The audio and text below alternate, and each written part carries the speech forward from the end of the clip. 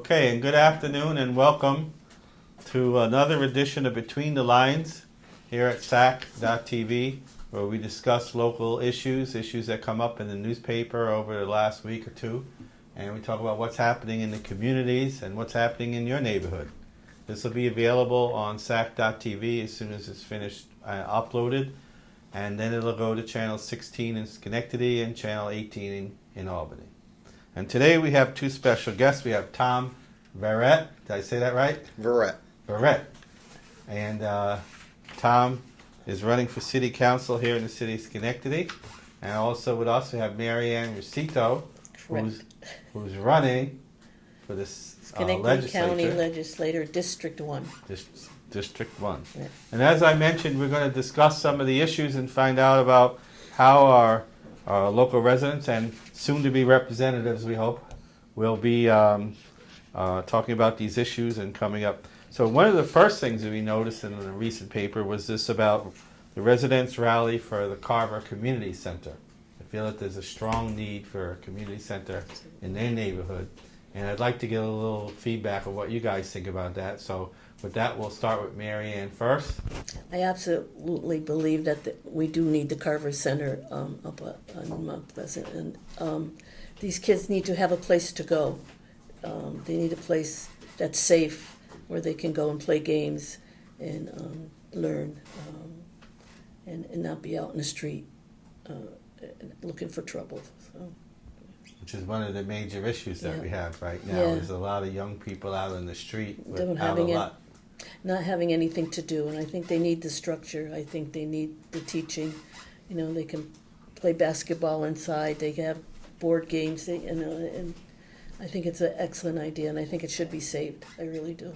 Well, Tom, how do you feel about that? Well, I agree with Mary Ann that it definitely should be up and running, without a doubt. I think the second part that needs to be addressed is that the Carver Community Center is just that. It's a building, okay? It needs to be staffed, okay? We need the people. So that's probably my biggest concern, is that bring the volunteers, bring the people in. So when the children come in after school, during the summertime, is that there's people there to educate them, okay, give them the programs to keep them off the street. So it's a two-part effort: the building and the people. So you both feel the importance of having it in the community, having something right there that people can do right in their own community. Absolutely, without a doubt, having it right there, right at arm's length, right within the neighborhood. So. And I was thinking the police want to put I forgot the term they use, neighborhood station up there. That would be an ideal building to put them in that building with where the kids are going to be in the activities, and that way the kids can see the good that the police do, and I think it would be a good thing for them. Well, it's funny you mentioned that. In my community when I was growing up, we had the Policemen's Athletic League, right. PAL, and they used to work directly with the kids, and they take them bowling or baseball, local ball games and things like that, and there was a little bit of a camaraderie. Mm-hmm. And in one way, the police found out a lot of things that were going on in the neighborhoods Exactly. that they might not have ordinarily known. Yeah. But the kids had mentors or had people who were, representing the proper values, so to speak. It was important. Definitely. Certainly kept me out of trouble. No, it was a good thing. It's the long-term solution to Schenectady is the neighborhoods. That's the bottom line. So we need more places like the Carver Center Absolutely. to be up and running and people to be involved in them. Now, well, we had this big parade down State Street, this Schenectady Smile event and what have you. So I'd like to hear a little bit. Maybe we'll start with Tom this time. What did you think about that? I mean, it was on the front page of the paper. It was, and I think that it is. I guess there are some good things to be smiling about in the city of Schenectady. I think the other thing is that it would have been nice, I think, that to recognize that there are instances when we're not smiling in Schenectady, and we see that in the crime recently in Hamilton Hill. So my thought would have been, let's take this group of people with smiles and let's think of that neighborhood that maybe is really not smiling. over the last couple weeks. And let's just run that miles of smiles right up Hamilton Street, right up to Schenectady Street and Jerry Burrell Park, okay? Or let's run that miles of smiles right up Crane Street. So again, it's maybe just thinking out of the box, okay, a little bit, and just letting people know that for those that are not smiling, we're thinking about you, and we're going to bring some smiles to your neighborhood. Well, it's interesting because some of the other things that we're going to be talking about is Stewart Shops is going to raise a church on Broadway. The United Methodist Church is going to be replaced by that. And there are some positive things. The Foster Building, the makeover that they're doing down in State Street, doesn't appear like there's enough going on out in the neighborhoods. It seems to be concentrated down there. And like you were saying, this Smile Parade and the things that they did, the neighborhoods that desperately need a little more support or a little more what have you seem to be struggling the most and could use a little bit more to smile about. And then the Carver Center, like we were saying, in the neighborhood, that's a non-issue. I mean, obviously they need to keep the community centers in the communities. Absolutely. Where they belong. Absolutely. And they need to have actually more of them, are more active, participating. Now, another thing that's been coming up is been a lot of articles about crime in the neighborhoods, some shootings here and there. Some parts of the neighborhoods I know I would want to walk through certain areas at night if I couldn't help it. So how do you feel about the, well, let's start with Mary Ann this time. Crime in the neighborhoods, Mary Ann. Do you think that's an issue in Schenectady? Oh my God, absolutely. I think that we have to start concentrating on the quality of life and a zero tolerance. I'm so for zero tolerance. It's something has to be done about this, and we have to start supporting our police department. They're stretched thin. They can't be all over the place at the same time, and there's so much crime. And I think with the Carver Community Center and the PAL group, I believe we have a PAL group in Schenectady. I think that we in the police and the neighborhoods have to work together. You see crime, you have to report it. And I remember Commissioner Mills, Charlie Mills, when he was in Schenectady, he always told me, you have to know your neighbors. You have to know what your neighbors are doing. You have to watch them. You have to be their friends, but know what they're doing and know them. And if you see something that's not right, report it.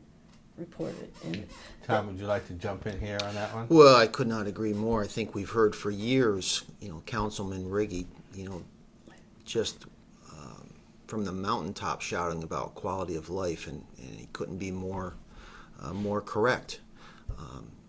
I think that one is we still have to increase the number of police, on the force. yes, In order to, attack the crime that's happening at the time, and also have the number of officers that are available for community policing, interacting with the public, for some trust building.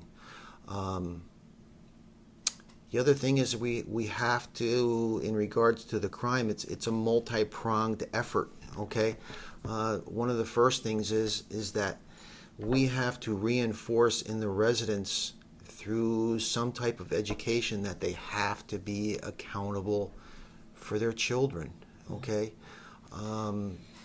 mothers and fathers have to know where their children are, and then it just naturally goes into like the Carver Community Center, giving these school-age children after school, summertime, a place to go, with people there that have a heart to help them. And then, as we get up into the high school years, places for them to go, and then into the early 20s, things for them to do, jobs. So again, it's a very difficult and it's not an easy solution. And one thing I do believe is myself is that when a kid does something wrong, like graffiti, or they're caught stealing, not only should they be punished, I think that the parents should be punished for that crime too. Because if the parents have to suffer a little bit when their kid does something wrong, the next time they may not tolerate their kid doing that. They may keep closer watch on them. So I believe that a parent should be more accountable for their children too. Well, yesterday we had a program here with the superintendent of schools at Larry Spring and Shirley Radine, who is a former chairman of the school board, and a couple of people from the other communities. And we're talking about some of the issues that are facing the age group. One of the things that came up, Lon Penn had mentioned that he's one of the people in that brainstorming group. They're trying to do something positive, making a change here in the city and in the districts. 75% of the violent crime is being done within a certain age group. And this is the age group, like, let's say the high school dropout period up until, several years after that. They're doing like 75% of the crime. Mm-hmm. They'll have other things to do as well. And that the dropout rate is still tremendous, and the things that happen, quality of life, really is affecting what's going on in the school district. Because Larry Spring would say that the amount of trauma and drama that these students see on a weekly basis is really unbelievable. The amount of things that they go through at home and in their own communities, and then they come in and they bring that into the school, it's really incredible. Yeah. So it's a really serious problem out there. Yes, it is. Would you like to comment on that? I think that you have to, and I agree. I think that you have to, again, just think outside the box. The answers are not at City Hall, okay? The answers are with the residents. And with this particular age group, who is out there that these young people will relate to? And let's find that out. And then whatever that answer is, find those people that they relate to, okay? So when those people give those young men and women some advice or maybe a different way of going about their lives, they'll listen, okay?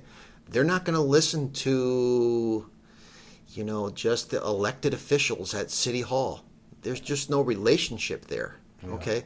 Let's find out the relationships that these young men and women want, and let's find the people, because they're out there and they're willing to help.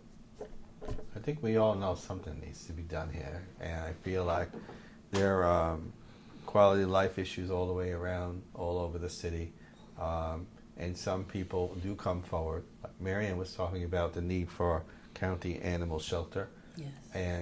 And I'll let you, tell us a little bit more about that idea. Yeah, I really believe that we need a county-wide animal shelter because I believe there is an underground dog fighting group in the area, and they're stealing little dogs for bait, and all this stuff is going on. Terrible. It is terrible. It really is terrible. And I think Saratoga has one, and I've been looking at it, and it's very successful. If we had a countywide animal shelter, the dog catchers, the animal controls, they could do their job. They could be out there, rounding up these animals or looking for the abused animals and that kind of stuff. We could have a central location for licensing, and if a dog is lost, the people know they can go to the county animal shelter to look for their dog rather than frantically looking all over the place for a dog. I just firmly believe that we really do need one in the area, and cost wise, I think it would be very efficient to have one too. So.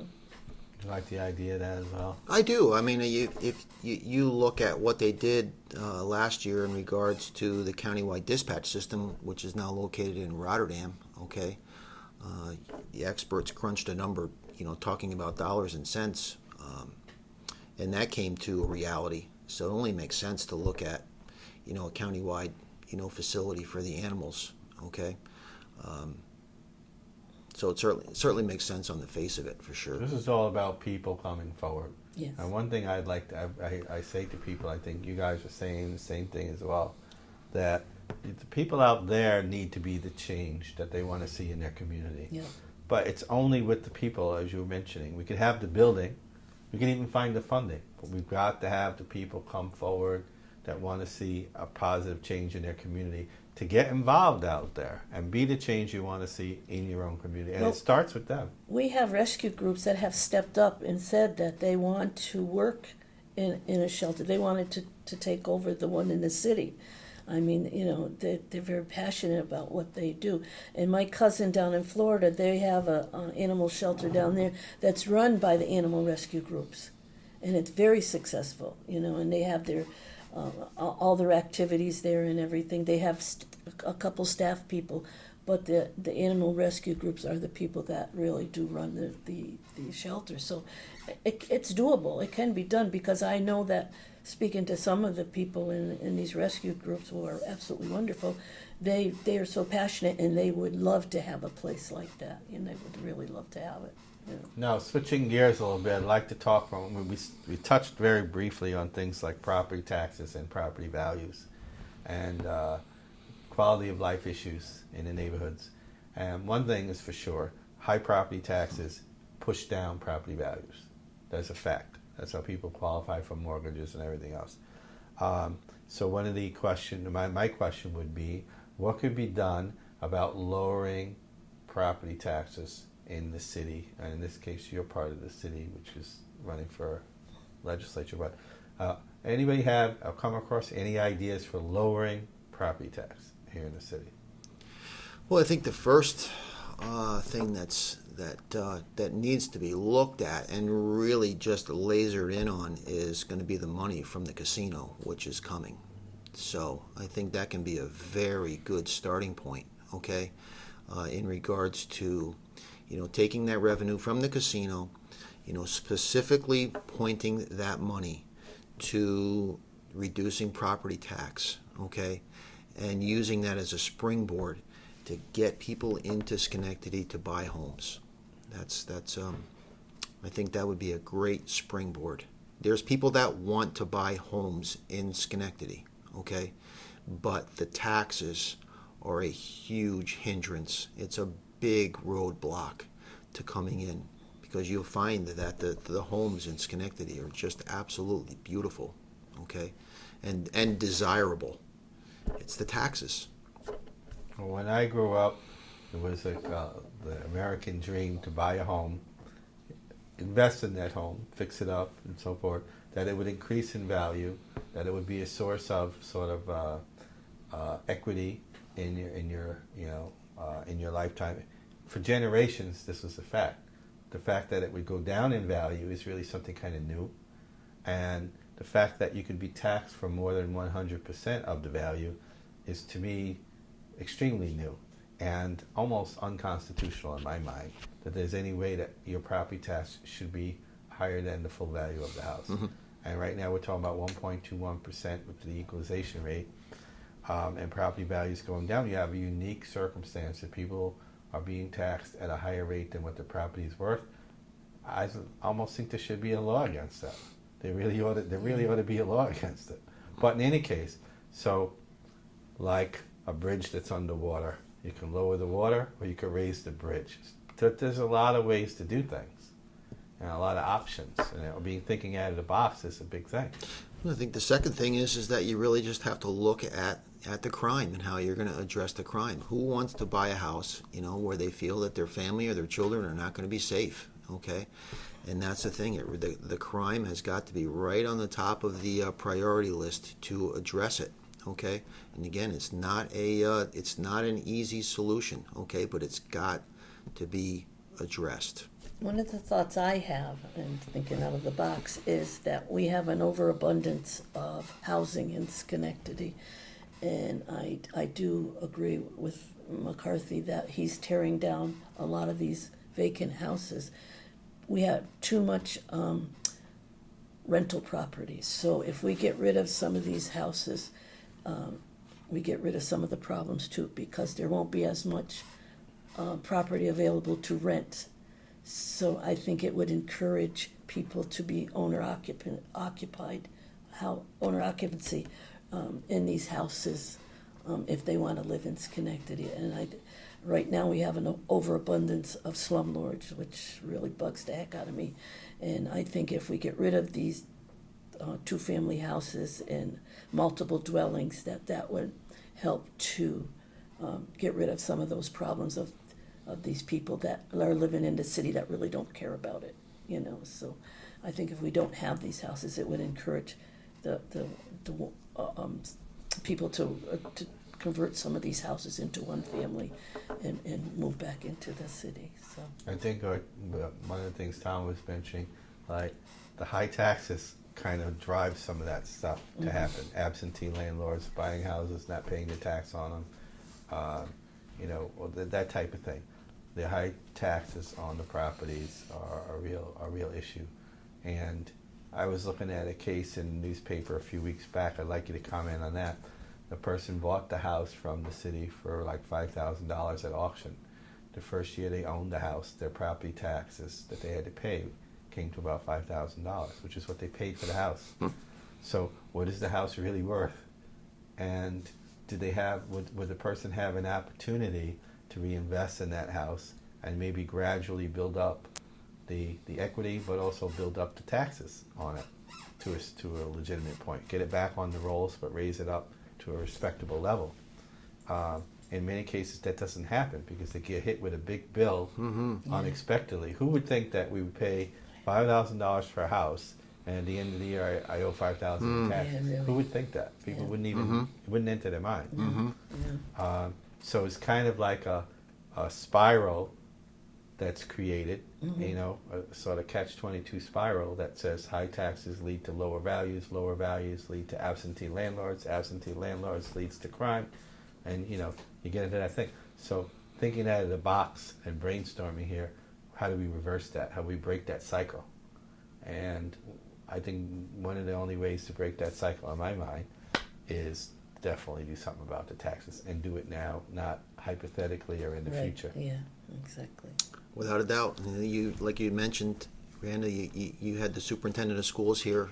Again, you got to include the school system in that. Again, people that are considering Schenectady as far as where they would like to buy a house are looking at school districts. They're looking at the crime. They're looking at the neighborhoods. Everything is just so intermingled. Okay, and again, you just got to think outside the box. Bring these leaders and bring the residents into the equation. Listen to what the neighborhoods are saying. They're screaming out, and no one's helping them or doing what they're suggesting. They know their neighborhoods. They know what should be done. Do you think that one-party rule is a part of the problem? Not having any real opposition or having any real back and forth over all the issues? How do you feel about that? It can become a problem, okay? I think when you lose focus in regards to the answers being in the neighborhoods and the answers being with the residents, when you lose that focus and then realize that you don't have to put forth that effort and we can just make the decision on our own because we just have the absolute votes to pass it without anyone's input, becomes very, very dangerous. So it just becomes a matter of keeping the focus on the residents of Schenectady.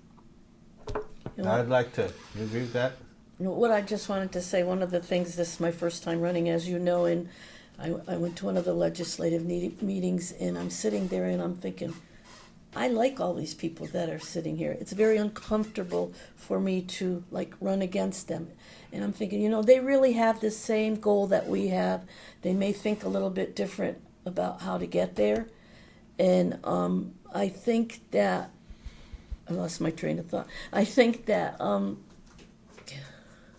was I going to say? I think, like I said, that we all want to go. We all have the same goal, and I think that we have to put our political parties in our back pocket, and we have to sit down and look at the issue and work together to come up with a solution that satisfies everyone. And right now, the politicians are putting their political parties first rather than the people of City of Schenectady and Schenectady County. And I think we really need to stop doing that and start working for the people. Yeah. Would you like to sum up your sentiments on that and some of the issues we discussed today in the last moments that you have? Well, again, I go back to just the last couple of months of being out in the neighborhoods, and it's just amazing, two things. One is when you ask the residents of the neighborhoods if they've ever been asked for their input, the answer is 100% no. And then, so when you ask them a question on what their thoughts are in regards to the solutions, they can't come out with their answers fast enough on what they think, what they see, where they think, the city should be heading to. So there it is in a nutshell. The residents of the neighborhoods, boy, because they are ready for, positive change. Well, I want to thank both of you guys for coming here and participating in this forum. Maybe next time we'll talk about roads and road conditions and how we should have an election every 2 months so we get our roads fixed, or things like that. It's certainly an election year, that's for sure. Yes. And I think you both say that the people mean well. It's not easy to run for office. It's not easy to put your name on the line and be out in front of the public and take a position. And it's not easy. And you got to be proud of yourself to get out there and be willing to do that. Yes. And these people that are in the legislature and the city council, they could be good people, and they mean well, but it's always good to have a dissenting voice, as Vince Riggi will tell you. Yeah. So that you could bring out both sides of the argument. Like, what if we do this different? And maybe we can come out with more. And asking the people in the neighborhoods. I'd like to sum that up by saying, from our perspective in doing this show and dealing with a lot of people, we're finding out that in the neighborhoods, like you say, they're not being asked for their input on these things. And it's like having a council of people talk about education, but they don't bring any of the kids in to find out where they are on any of the issues. And in this case, the people in the communities have to live with whatever those decisions are. Right. And so going around from house to house and going through the neighborhoods must be a great experience, but it's also a great way to bring the political process back in to the people. And I would say, please, to the people out there, please get involved, find out more about what's going on in your community, and consider the fact that you need to be the change that you want to see in your own community. And thank you for visiting SAC TV, Between the Lines. Tom Verret. Thank you for having me. Marianne Ruscitto. Thank you. Thank you very much. He said we